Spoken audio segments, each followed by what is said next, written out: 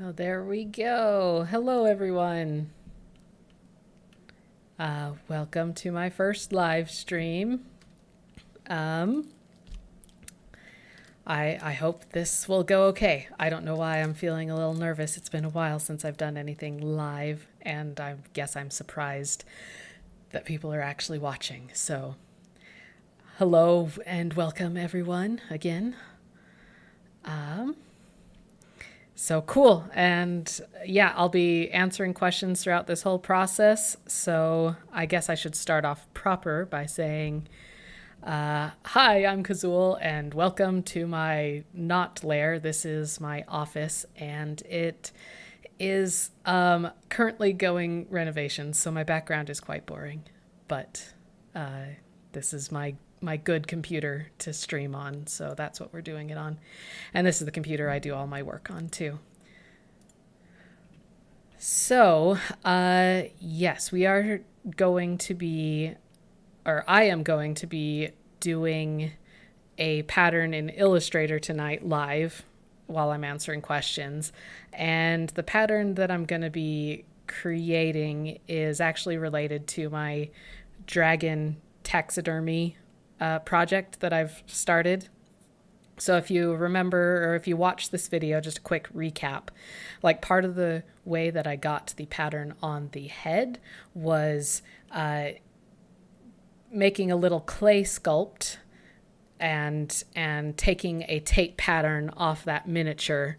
And then I used one of those old school projectors that shine the light and shine it up on the wall, and I just traced it and was able to create like this dragon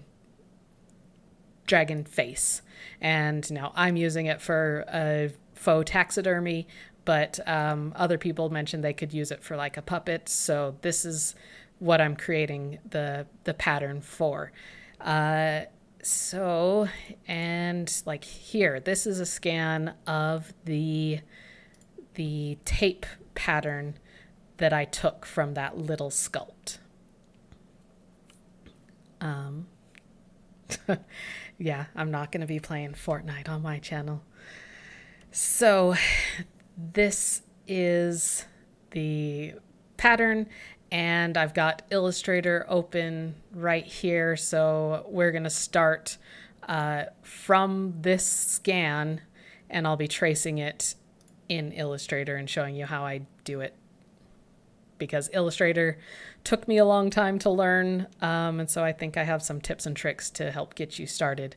So first we'll need a file. So we're gonna create a new one, and there's some pretty cool things about Illustrator that I love, that you can not only set the width and the height to like a normal paper width. So this helps for when you're going, like, especially if you want people to print out this pattern. I already set the width to 8.5 and the height by 11. And you can also choose this artboards. So the way artboards work in Illustrator is they just line up different frames almost on the side, like next to each other. And that's what the artboards is. So I just do 6 because that gives me plenty of space to play around. I like to go to more settings to kind of determine how those artboards are set up. So I've got 6 artboards, and you see their orientation is they're going to go from left to right, and then the bottom row. That's just how they'll print out. Columns, I'll have 2 columns, so it'll be like 1, 2, 3, 4, 5, 6 is the page orientation of how they'll print out. One of the important things is that this bleed right here, you want to set it to all 0, so that if you have any parts of the pattern that are too big to fit on one piece of paper, that they'll just kind of stretch, and there won't be any margin between the artboards. So those are the important things. So I want 0 bleed on all of them. So I'm just going to create this document so you can see. And there you go. So you can see the different pages set up. So I'm going to pause here and look at the chat and see if there's any questions so far. Oh, wow, there's lots of people here. Thanks for coming, guys.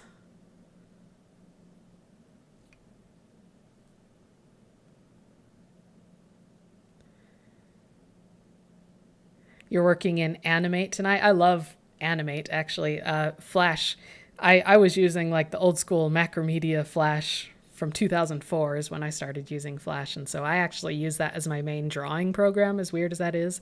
I really like vectors. So I draw, I usually, if I want to do some fancy painting, I'll just do the line work in Flash and then export it and color it in Photoshop. Let's see.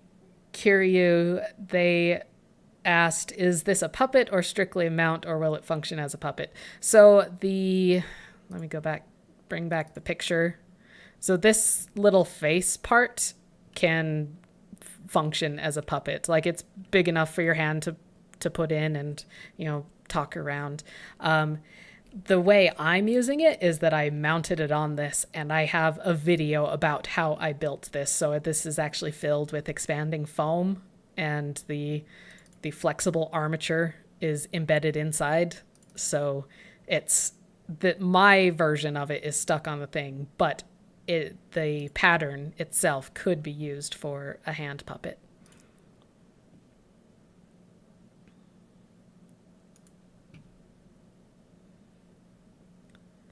So yeah, Illustrator can be a butt sometimes, so.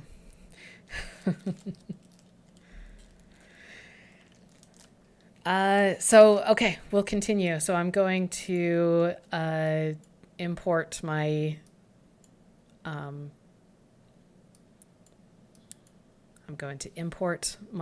scan. So right now this is like, as big as the little tiny clay sculpture. So right here, and I gotta remember what to scale it by. It's in my video, hold on. I should have been prepared and written that down. But so this is like at 100% scale of that tiny clay sculpt. So I want to scale this up before I start tracing. And hold on a second so I can go see how much to scale it up by, right? Blowing up the pattern. Let's see.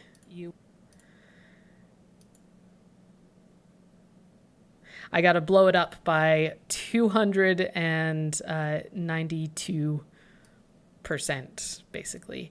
So I in the video, I do this fancy little formula to let me figure out like how big of scale I wanted it to be. So this number here, 292, that's what we're going to be scaling it by. So Illustrator, you have to go up to Object, Transform, and you can select Scale, and you want a uniform scale, and it has a % here.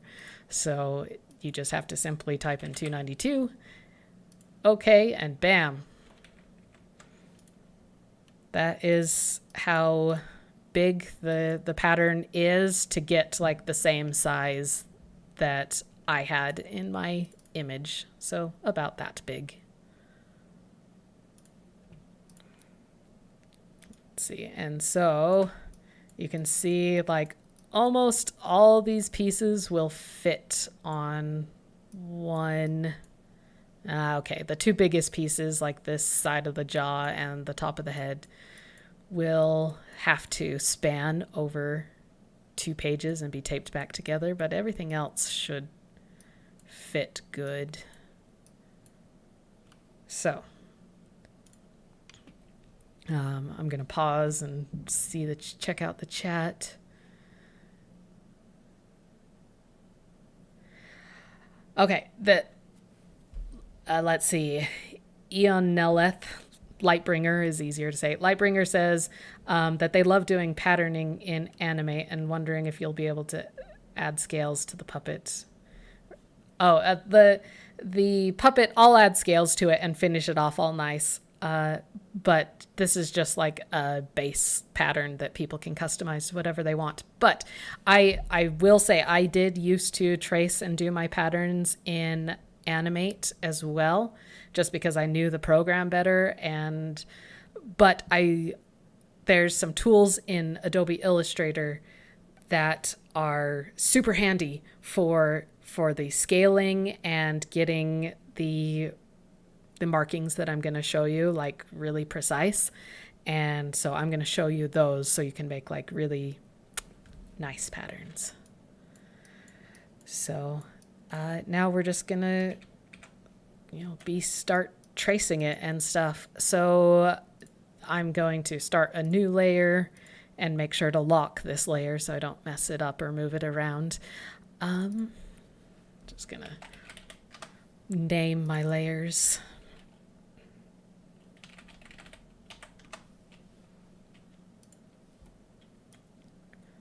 So Illustrator is a lot different than any other programs, and so you got to learn how to use the tools. So up here in the side, let me move these frames out of the way. So you'll see all these tools on the side, and the one I will be mostly using is the pen tool. So it's this one here, and if you open up here, you can see this is the pen tool. There's a delete anchor point tool, add another anchor point, and anchor point tool. So lots of different names. I like to pop out this menu, and that's what you see here, just for easier access to those tools. Also, the right above the pen tool, the direct selection tool is the other one that I use a lot of. With the lasso tool or the group selection tool, I use all of these, so I go ahead and pop that one out too and put it on the side for easy access. And this one is from which menu? Yeah, this is the reflect tool. So this has the rotate tool, scale, reflect. I use reflect a lot, not really the scale or rotate for now at this stage. But so that there's if you open up that little menu there and pop open this little thing, that gives you these floating menus. So the pen tool, I'll go ahead and select. I have a black outline. I want to come over here to my swatches thing. This one right here is your stroke, and the one behind it is the fill, and I just want to if you click here, it won't have a fill, and then you can select your color. Black is fine. So first piece we're going to trace is this one. So the pen tool is an interesting tool. It works. You select a point, and then you can select the next point, and you can basically draw shapes with this. And if you go back to the first point you drew, then it kind of completes the shape. And yeah, this is looking like you can only draw straight tools with it. But if you come to this tool right under the pen tool, the curvature tool, you can come in here, and anywhere along these paths, you can click and drag and add some curves to this. And if you do the direct selection tool, the shortcut is A. If you come in here, you can let me zoom in on this little piece. So you can see there's some handles, or if you select a piece like this, it's just showing that one point there. Maybe I should have scaled up my vertices. But if you come up here to the top, there's these little handles. So right now it doesn't have any handles, but if I show them, or like we can convert it to a curved one too, or just leave it sharp. So sharp means it'll just like come to a point like this. But if you add the handles, it'll if you add this curvature, it adds these handles that you can manipulate that like direct the curve off of this point. So there's all these weird manipulation tools. But this is what I love about Illustrators. You can get really precise with this. If you pull the handle out farther, it kind of shoots that curve off. Or if you pull it in, it makes it a tighter angle. And so there's lots of customization that you can do. So that's kind of just a demonstration of the pen tool and why I think it's so cool. So we're just going to delete that shape and come back to our real shape. So I like to start with just the regular pen tool and kind of click on the sharp points first to trace around it. And then I'll go in with the curvature tool and try to edit things. So you can also kind of nudge the point around. If you go back to the direct selection tool, if you grab one, you can kind of jostle it around with your arrow keys for even more precision. So back to the curvature tool.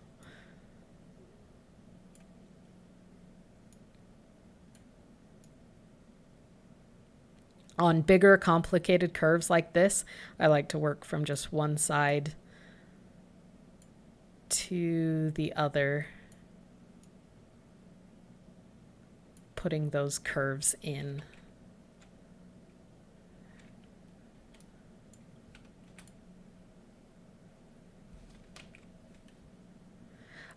Also, like when you deselect something, if you want to see the vector points still, you can click.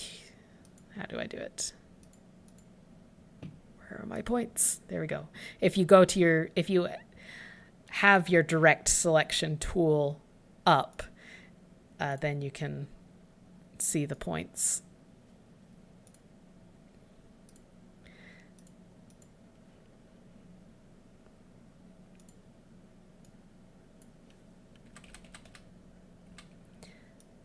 And then you can just say, I like to refine my shapes even more. Like I guess I've gotten enough experience with my patterns and how they translate to foam, which is my material of choice. If you were doing this for fabric, you'd have probably different choices that you make. But I think I have enough experience that I kind of know where I can change the shape a little bit. So I wanted to round this out a little bit more. You see, like my tape form is a little janky. So I'm just rounding that out, making it look nice. And also in the back here, kind of rounding out those shapes. And I think that's good enough for that one. Turn off my phone alarm. I thought I muted everything. So there's that shape. I'm going to ignore this piece because I ended up not using it. So back to the pen tool.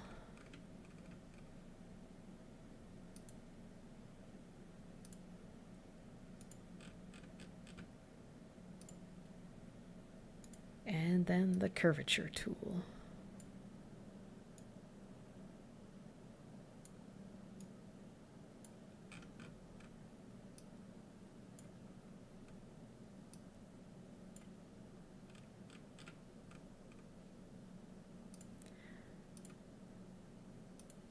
There we go. Now I don't know what to say. I'm just doing the same steps over and over again. Do you know what has me excited lately though? Is I bought some worms, some composting worms. So I've been using it as a means to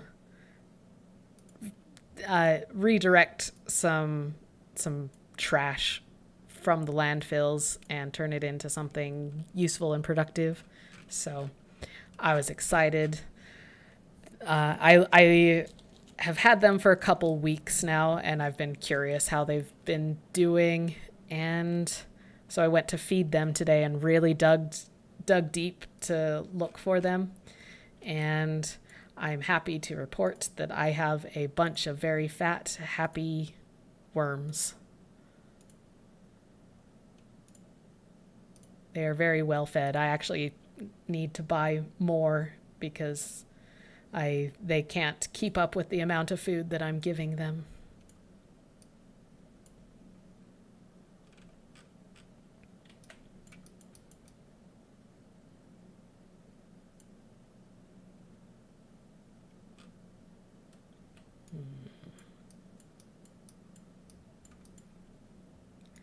Yeah, worms are the best, and it's been a really cool thing to see them growing and thriving, and I feel good about not throwing away so much garbage. And I don't know, it's been fun. Oops.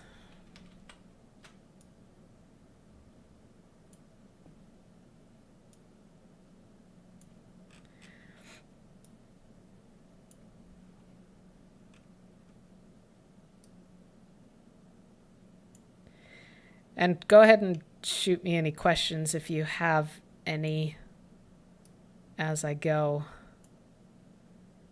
or if you want to see something a little closer.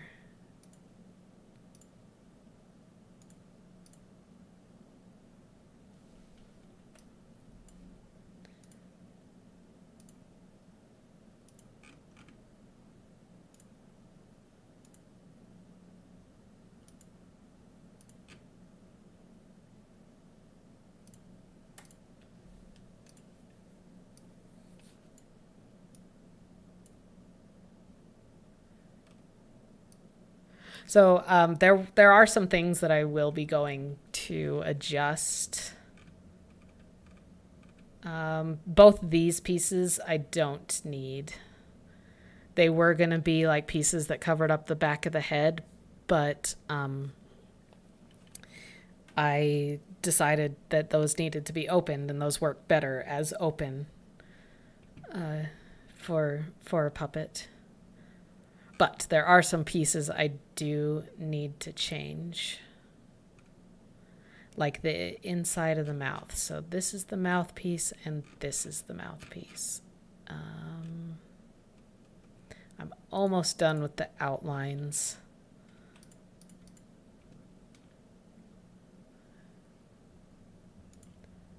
I should have brought my taxidermy form in here so I could...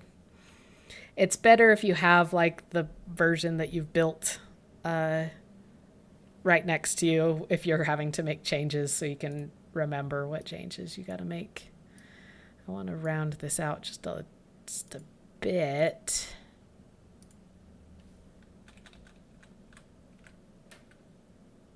Oh, I'm going to bring up that picture again. Yeah, those need to be rounded out.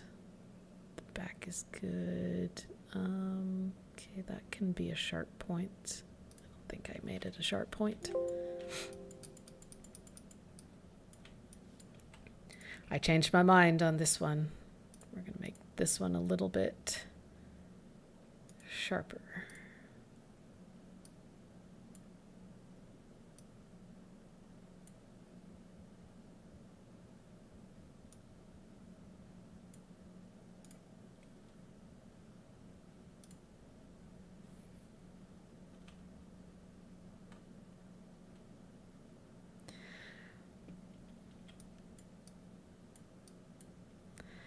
Let's see. Earthworms aren't native to the US, and they've actually caused problems in native habitats. I didn't get earthworms. I got what are called red wigglers. There wasn't any warnings on the site, and I guess I didn't research that specifically, but I assumed that they were... Because sometimes people will put these right in their compost bin, so I don't think that this particular worm... You can buy European worms, and I'm in the States, so it wouldn't probably be the best idea to release the European nightcrawler into your yard. But the ones I have are not night crawlers or the bigger earthworms. They're called red wigglers, so they're kind of skinnier and smaller than earthworms.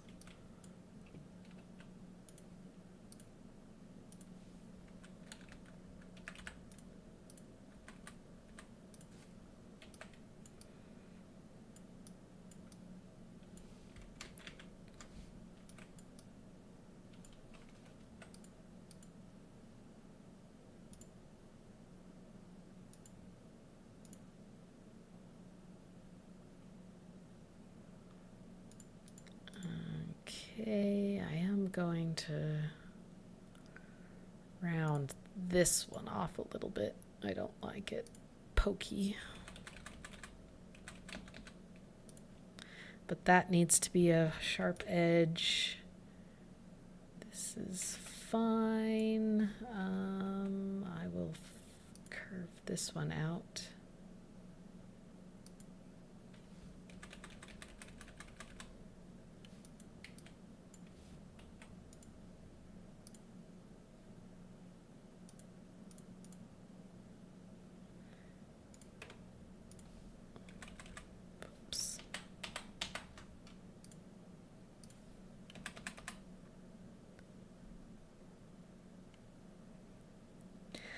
Let's see, with the worms, yes, you do clean out the bottom, kind of.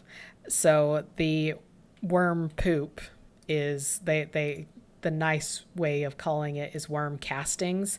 It's like really good fertilizer, compost, organic material for your garden. So occasionally you'll clean out the worm castings and then you can go put that right in your garden and your plants will love it.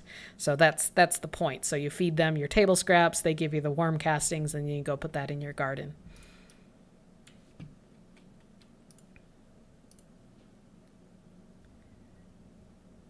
Because worm poop is awesome.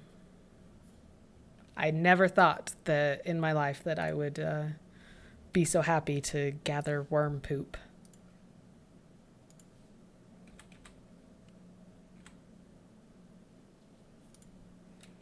Okay, we're done with this step, so I'm going to save real quick.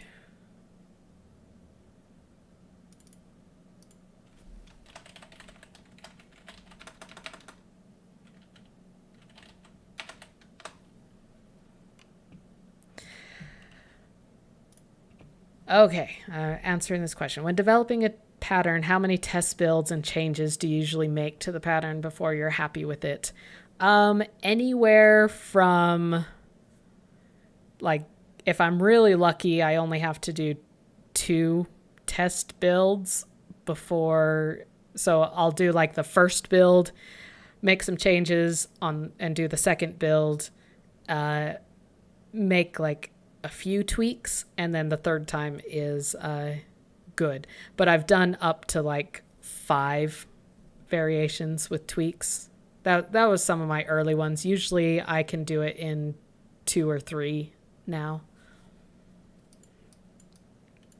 Okay, so the next thing I have to do is make the changes to these mouth pieces.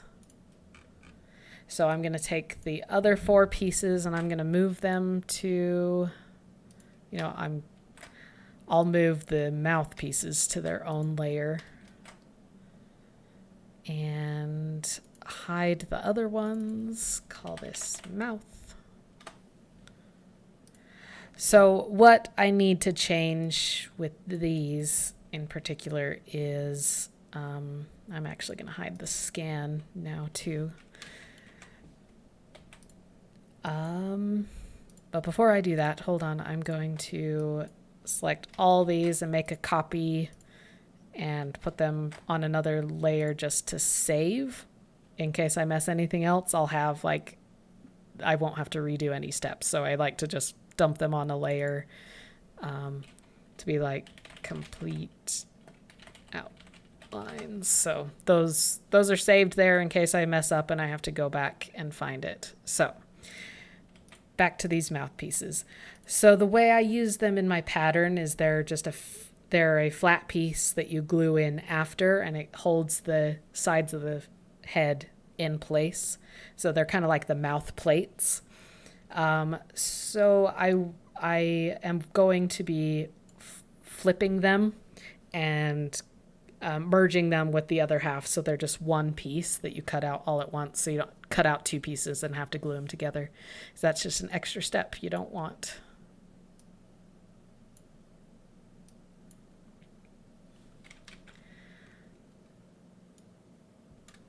I'm going to use the edge of my paper as a help to get this as flat as I can. Oh, that looks good. Also, another thing is I need to flatten out this back of the head part. Like this is the front and this is the back. I don't want it having that little V cut out in the back, so I'm gonna take and move this point down. I'm gonna take this minus anchor tool part, delete that anchor, and then select these vertices down here and make them sharp. Here, sharpen, please. Why will you not sharpen? There we go. So now that back of the head part is flat, copy and paste in place and use the reflect, or over here transform reflect. So flip it vertically and like that, and we're just going to move it into position.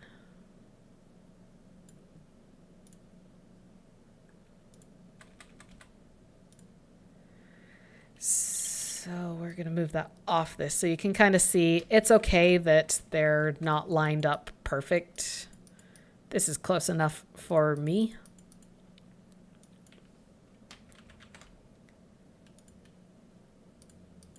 And so we're going to take and we're going to merge these two shapes. So the easiest way is this little symbol over here. It has lots of shape modes that you can do. So this one, like, it'll just unite the entire shape, and anything that's overlapping will just disappear. So click that and bam. It is one. Let's see. Just looking at my chat, seeing if there's any other questions that I missed.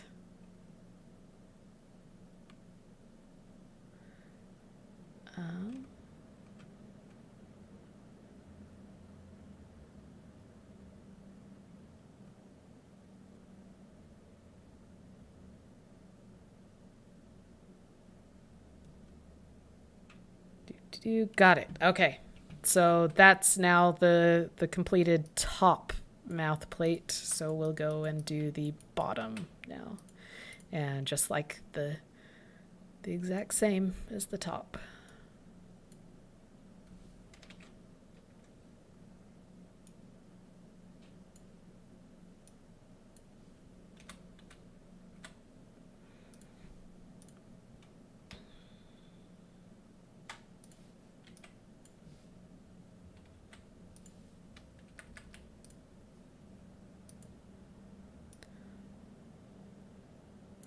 Flattening the back, removing that anchor point, making them squared off. Hi Jeanette, thanks for coming to my stream. So we're gonna do the same thing, transform, reflect. Oh wait, I gotta copy it and paste it in place.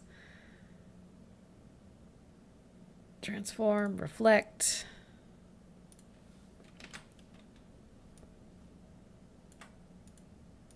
Move it over.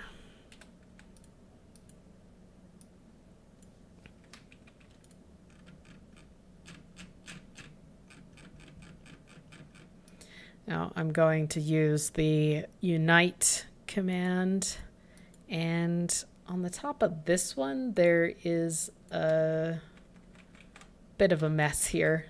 If I zoom in real close, that I just want to clean up. So using my remove anchor tool, just remove some of these. And sharpen all these.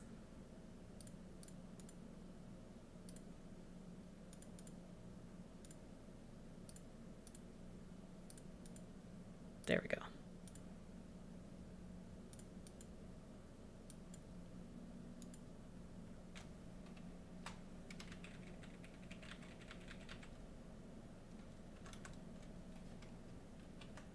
Okay.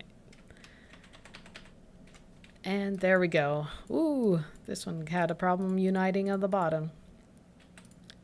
That's okay. We can fix that too. We're going to delete that anchor point and zoom in real close down here. I think those are just overlapping and not actually merged, so I'm gonna select them both and then go to Object, Path, Join. Nope. Okay, they are already joined, so we're just going to we'll move them together.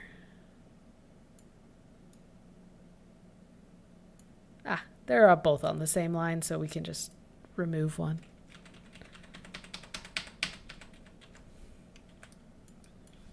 Oh, another reason why I like vectors too, like working with vectors and making sure that these lines are really precise and good. Like a printer wouldn't have caught those extra nodes there and at the top, the little mess that was up here, which this is still a mess. I'm gonna just delete these. But I do have a laser cutter, and anybody who has like a vinyl cutter, having these lines precise, like you can really control how your blade or your laser moves, which I like to cut out a lot of my phone patterns on my laser cutter now. It saves me a lot of time when I'm working on pattern iterations, because while it would normally take me like an hour and a half to 2 hours to print out the pattern, cut it out, trace it on the foam, cut out all the foam pieces, and start gluing it together. With the laser, I can send the file like this from my computer to my printer and get it cut in like 10-15 minutes. So it saves a lot of time. All right. The mouth pieces are done. So this is the top of the mouth, this is the bottom. And now I want to take the pieces and indicate where the bevels are. If any of you have seen any of my other patterns, like I like to indicate where the bevels are. Let me open up this picture again. So when you bevel foam, let me see, draw with a red. So if you take two flat pieces of foam, this is a cross section, and glue them together, they'll just be straight. And you can kind of bend and curve the foam, and that's all fine and dandy. But if you cut the foam at a bevel, so if you glue two pieces together that look like this, and glue right there and glue them together, you'll end up getting a kind of corner or pointy edge. And that is the key to giving your foam patterns lots of character and some really easy shape. So you can see like all along this edge here, a little bit less in the front, I had beveled the edges, and also along the bottom of the chin here, I beveled those edges so that would be like a sharp corner. So I want to indicate that in the pattern.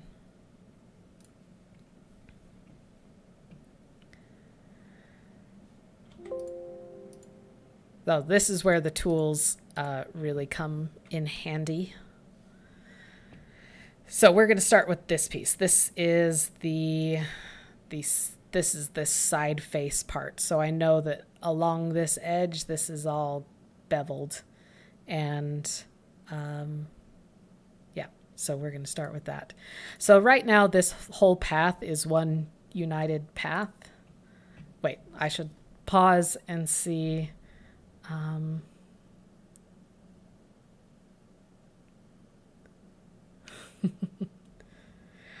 Well, I'm glad that me doing this live kind of lets you absorb the information, because that's what I was kind of hoping for, so you can see in live time like about how long it takes. Anyways, so what I like to do with my patterns is I like to indicate with a little blue line, like that this would be a bevel that goes inwards. If you watch any of my videos, like my raptor mask pattern or my kitsune mask pattern, both of those show what bevels, and so I like to indicate with a blue, not line, but like a blue fill in this area to show that you're supposed to bevel the knife inward towards the pattern as you cut. So the next useful tool on our list, which I gotta find now. Okay, it shares the same panel as the eraser tool. It is the scissor tool. The shortcut is C.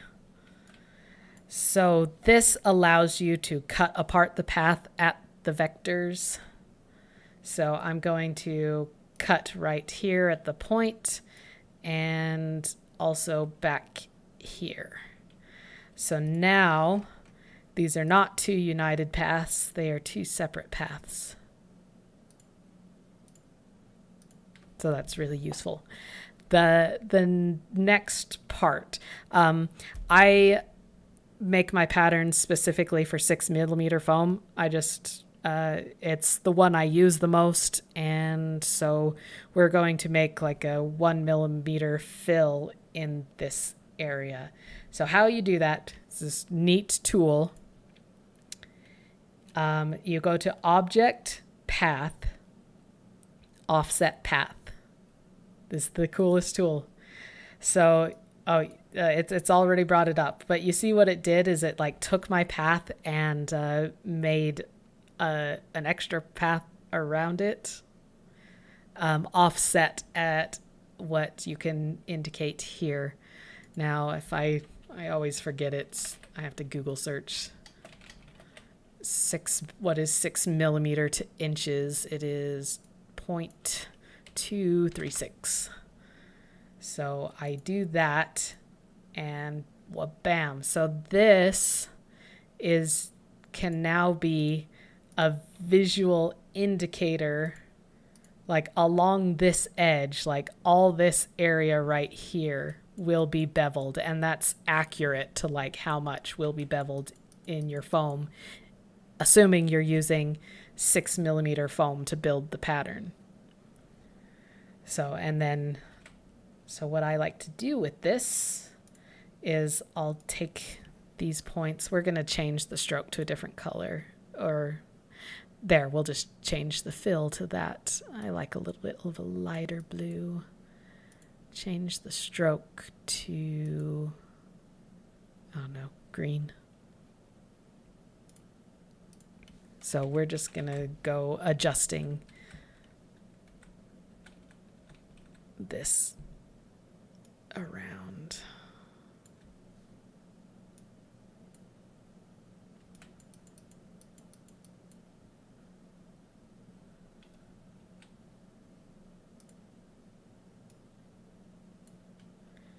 So I don't need the outside the line part, so I'm just taking and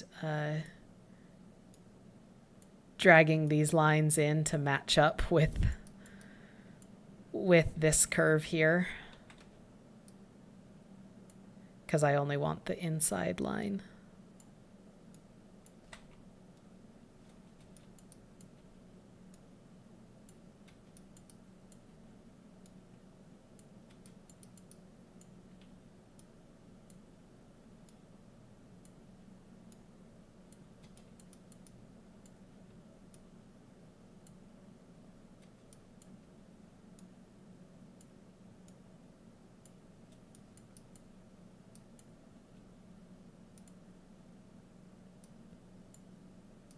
There we go. Cool.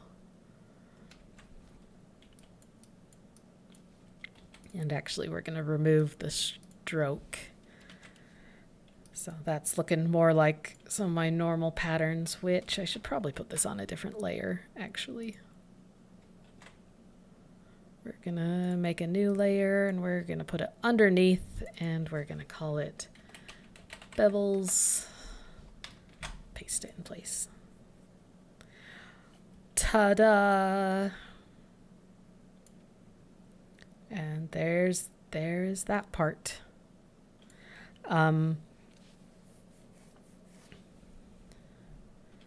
Yeah, bevels are tricky to wrap your head around, but they're very satisfying once you like understand them, because they can add so much personality to your design. Okay, so now I just need to repeat that process for this edge, which I'm trying to, let's see, not that picture. Where's my other picture? I'm trying to remember. I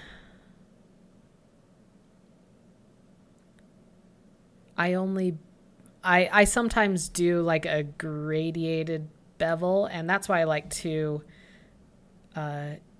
indicate it this way. I will show you that on this piece here.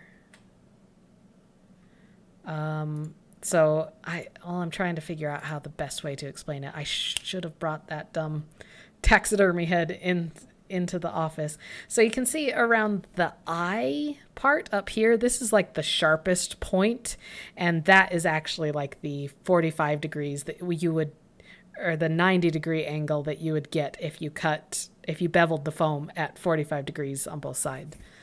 So, but you can do a lesser curve or a lesser bevel by cutting one edge at 90 degrees and one edge at beveling at the 45 degrees. Then it just gives you a little bit of a softer corner there. And so I think what I did, I'll have to double check this after I'm done, but I think that I only beveled it on both sides like to about here, and then I only beveled it on one side for the rest of this. And I probably beveled it did the same thing here.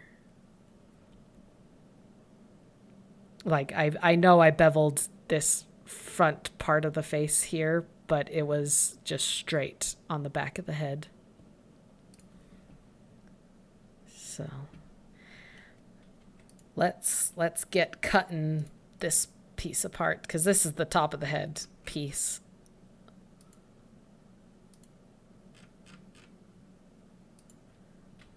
So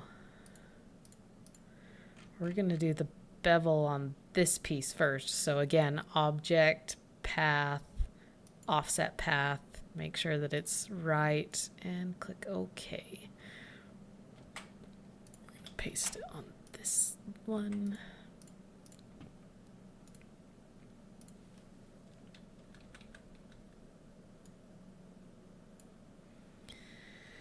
Okay, this is the center of the head, so we're just gonna put in a bevel down at this point and taper it off about right here, I would say.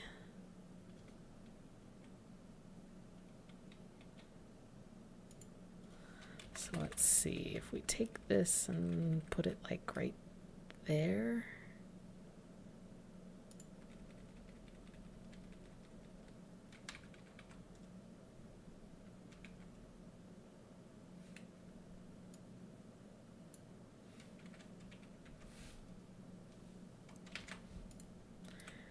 So you see, this will be like a visual indication that you start beveling it, but then like slowly taper off your bevel to just cut 90 degrees down this direction.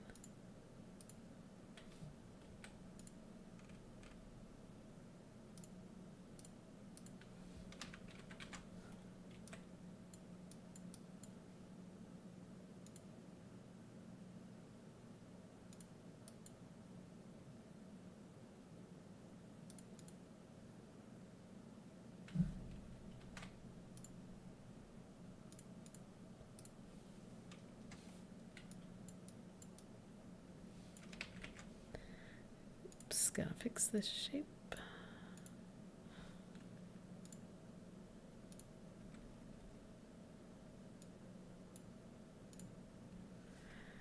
And we're gonna, I guess we gotta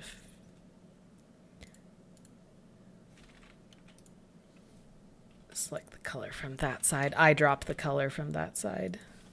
Which eyedropping something in Illustrator, it also picks up its attributes, like it's a stroke and fill. Just a neat little fact.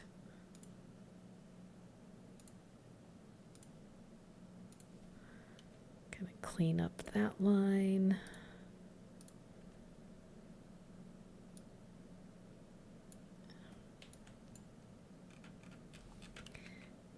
Sometimes it gets a little frustrating like this.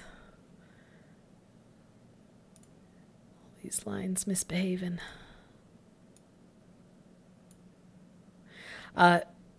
Basically with the key with these handles, like if you get the handle like pointing in the direction you want, it'll usually like behave the way you want.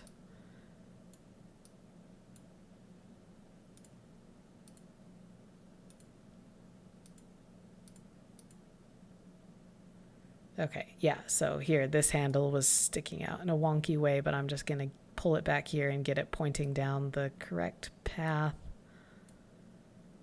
And that's better. Not perfect, but good enough. I'm not so concerned with these lines, which I think that's on the wrong layer. Go to your correct layer. I'm not so concerned with the precision of these ones because these are strictly for the printer for the benefit of the person putting together the pattern and not my laser. These outlines, though, those are the important ones for my laser. Okay, now onto this one.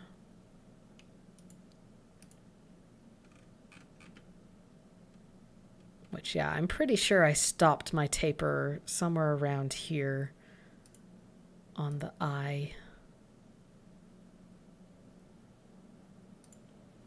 So I'm actually going to cut it again right here and just offset this path.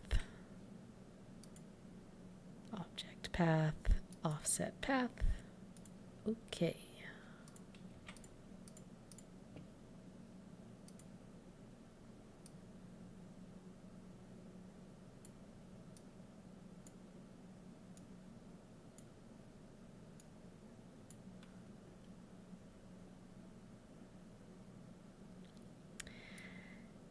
Yes, the pen tool does take some getting used to. Like it is frustrating to learn. I'll admit that. But it really is, like, I love the precision it has. Like, I'm just using my mouse and keyboard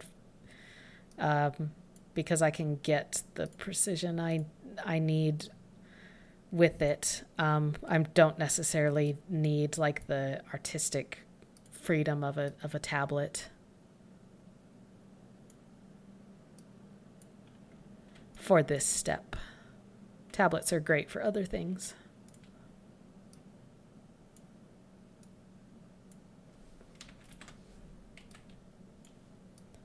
Okay.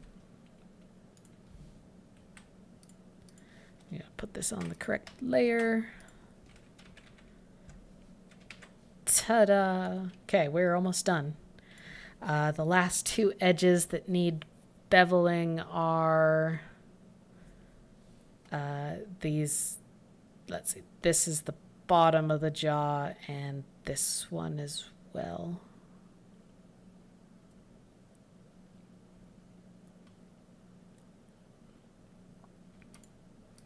Let's see. You had tons of trouble with the OEM. Oh, pen tool. Gotcha. Typo.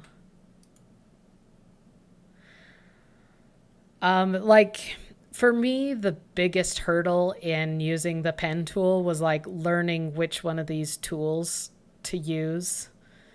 So, and I guess my years of experience from coming from Flash, like those, had some of the same sort of principles, like learning about the lines and the vectors and things, but you don't have as precise a control over them in Flash or Animate now as you do in Illustrator. So it's like, yeah, finding all these tools. That's why I pop out these menus and made it a point to show you where all these were. Oh, also another stupid thing in Illustrator. Sometimes these tools won't pop up. So there's this menu down at the bottom. It looks like 3 dots. These are like all the tools. And if they're grayed out, that means that they're on the bar. But if they are white, they are not on the bar. So I spent like several hours sometime looking for the cut tool, and it was hidden in here, and I had to pull it out. And so, yeah, it's real dumb. So if you're missing a tool, look in this menu. You'll find it. But yeah, let's see. What was I doing? Cutting. Cut.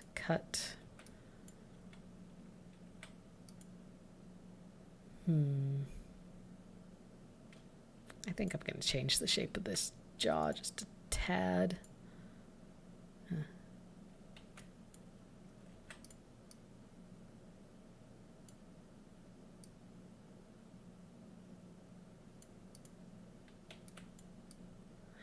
Which, come to think of it, this is just a straight line for this bottom part of the jaw. I could probably reflect this over as well to make it just cut out as one piece. I should probably do that.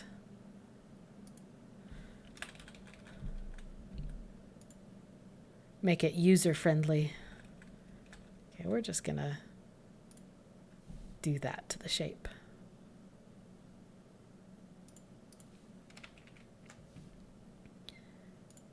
And probably with this one too. That's better. Yeah, so we're going to do the same thing to this as we did to all the, oops, wrong short key, delete that. As we did to the jaw.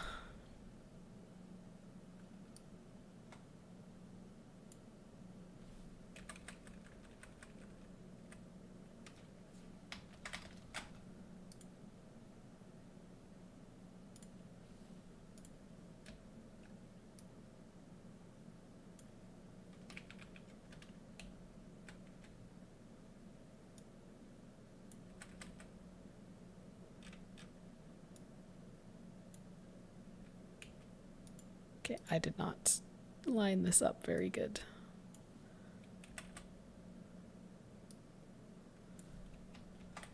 Try that again.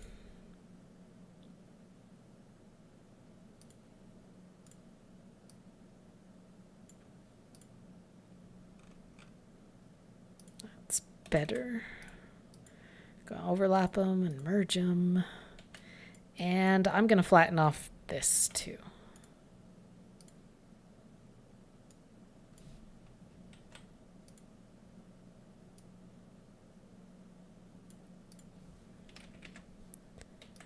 Bam. Oh, thank you so much for the super chat. I really appreciate it, Lightbringer. That's really sweet of you.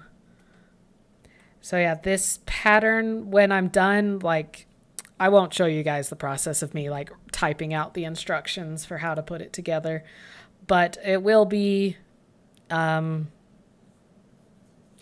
on my website for download.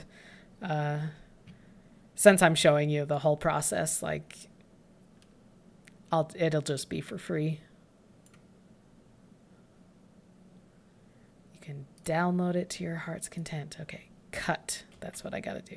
Cut.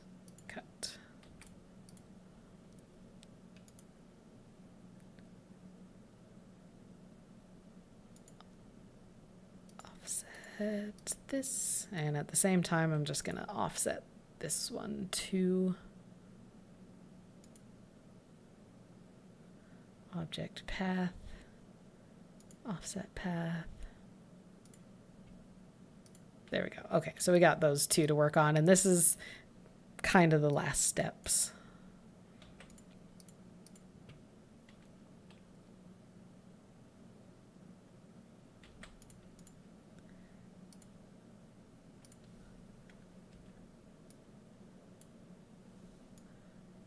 Which I should, if I was smart, I probably should have reflected this over after.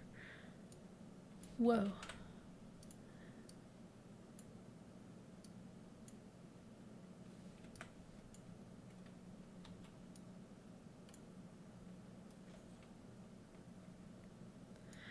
Well, thank you so much for throwing money in my general direction. It makes me feel good. Let's see, how do I match this shape? This one's going to be tricky.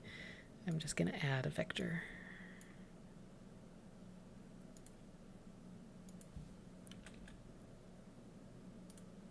It's like I've had people tell me that a lot, that they want to throw money at me, but I'm just like, I don't know. Where did my point go? Illustrator, what are you doing to me?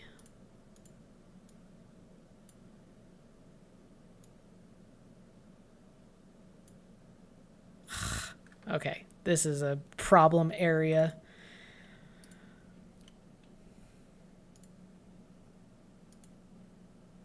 Okay, we're going to take... First of all, I need to know that I'm editing the correct one. I'm going to undo some stuff.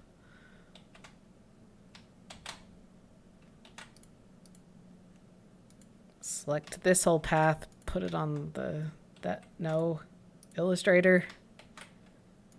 I was looking so competent up until now.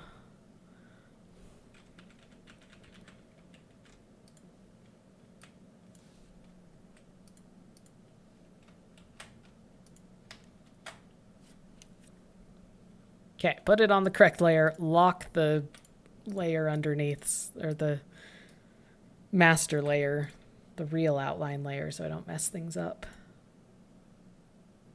Okay. Now that's better.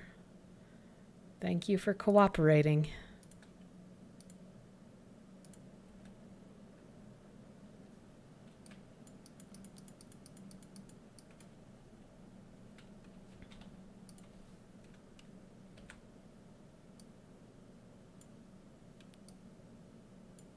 So one thing while I'm just fudging around lines that I want to say is a lot of my other patterns have registration marks on them. That show you how the foam lines up to help make it a little easier to know, you know, they're registration marks. I don't know how else to explain them. They help you line things up correctly. By nature of how I made this particular pattern, by using the overhead projector, really, what I was going for when I made the pattern first was speed.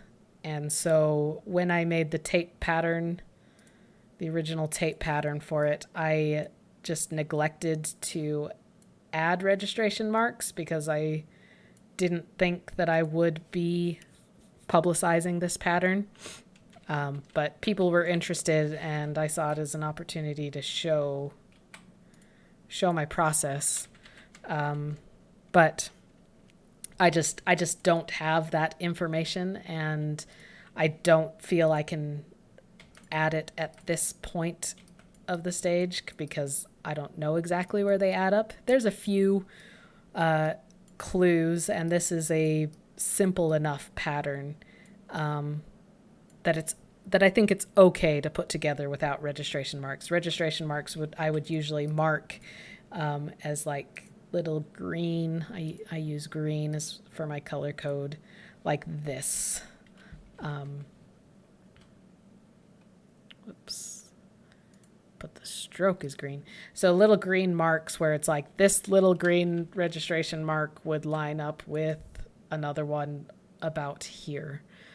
So when you're gluing it together, you know it lines up. I don't know exactly where these things line up.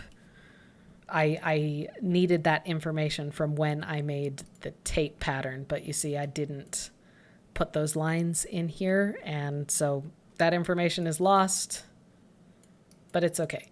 It's a small enough pattern, and it's that makes it easier to put together.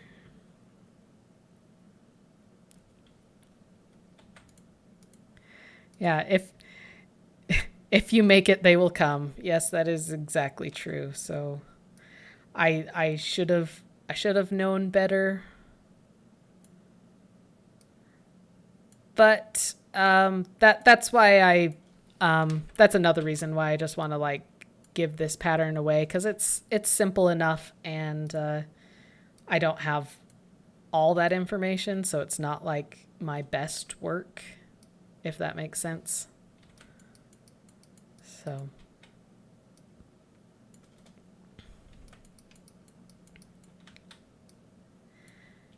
and we're almost done here.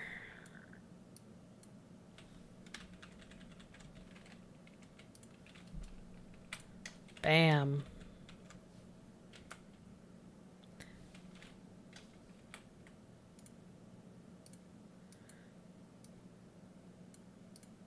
Oops.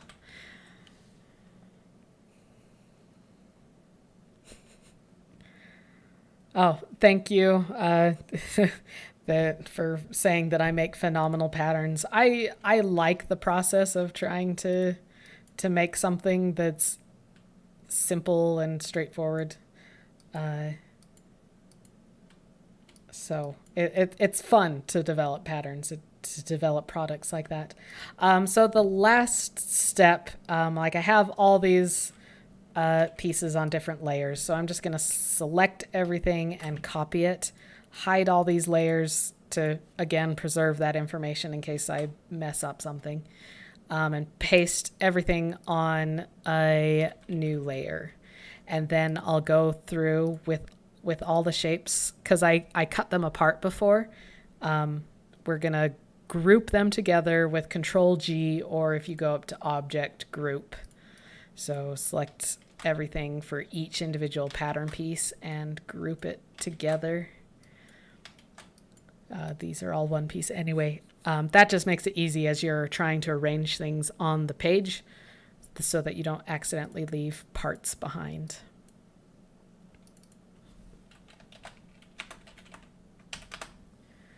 Okay. Question: You're excited for the Hager remake? Yes, I do need to like remake his entire torso and arms is what I want to remake. Let's see, did I attend the online BlizzCon thing? Of course. I was watching and cheering on the cosplay contest. I thought it was awesome this year because we got to see so many cool international cosplayers, like people who never had the chance to go compete in BlizzCon when it was live, but had the chance to compete now. And so I just thought that was the coolest thing, and we got to see so much awesome new talent. It made me happy.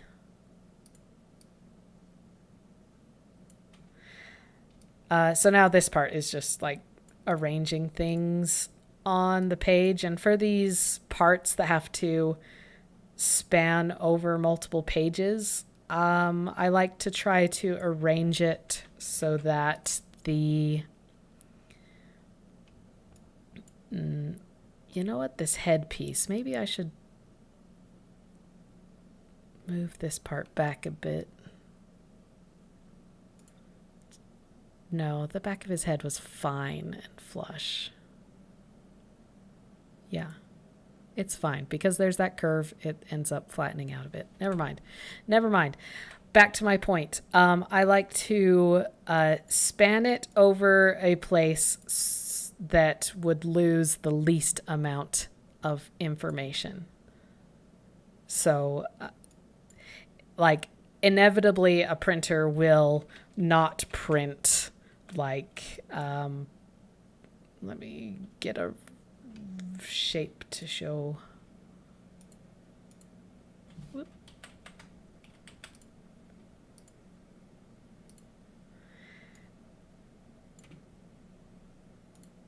Like a printer will inevitably like not be able to print right up to the edge of the paper like this.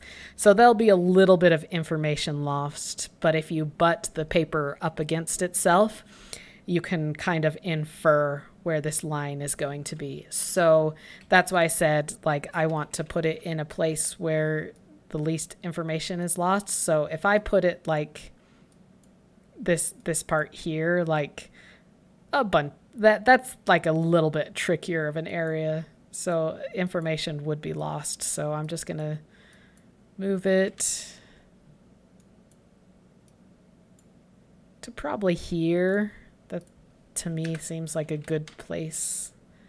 Probably move it in away from this edge of the print. And we're going to wiggle this one right here. And I can probably, I'll move this part up here.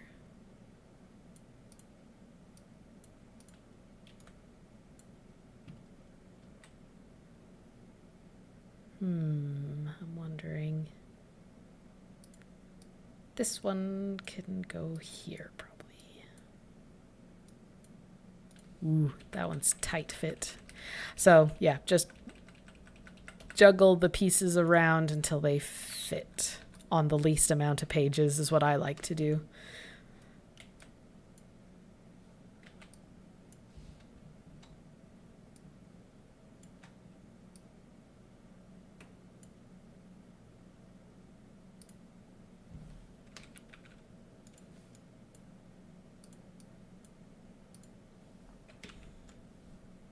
There we go.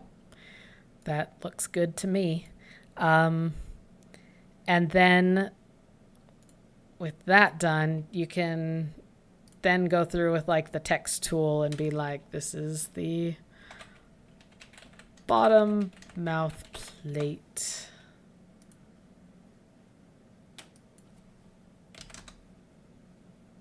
You know, you can go through and label them.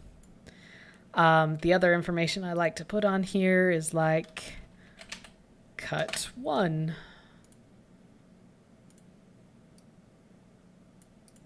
Since you'll only need to cut one of this. They'll only need to cut one of this piece, but these other 3 pieces they'll need to cut 2. So,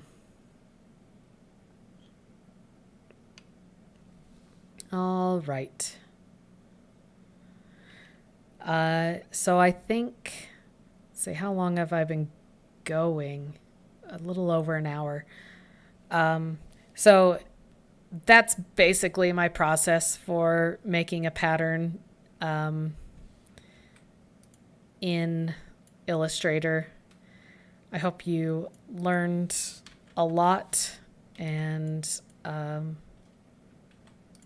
are able to create your own patterns, because I like sharing patterns. It helps other people have a starting point with, you know, learning how to craft or starting a new project so they can make more cooler stuff faster. What a sentence, right? Also, like, patterns are a good way to generate a little bit of extra income for yourself to help fund your hobbies. I know hobbies get really expensive. Mine are really expensive. You know, full big cosplays can cost thousands of dollars. So having a little bit of extra income from a pattern that you make for your own project is not a bad idea. So this is how you do it. Before we're done, You can ask any questions and I'll be here to answer them.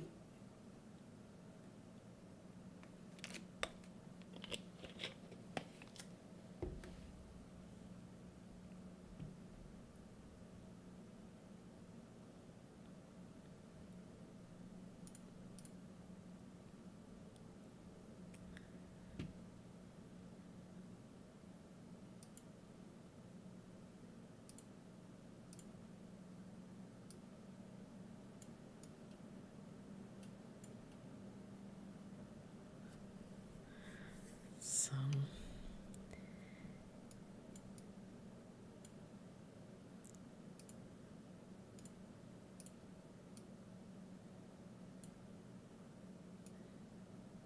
there. Now it looks all nice. Look, with this, you can make this. All right. I think that's the end. Doesn't look like anybody has any questions right now. If you have any questions in the future, you can comment and I'll try to get to them. Also, join my Telegram channel or subscribe to my Telegram channel because that's where I post most regularly. Some exclusive stuff, but you'll never miss a social media post if you follow that. I should probably post a link to that. Hold on. Yeah, isn't that offset path tool really neat? I love that thing. Let me, let's see. I'm going to type in the chat. It's just links.kazplay.com. You'll be able to find all my all links to everything.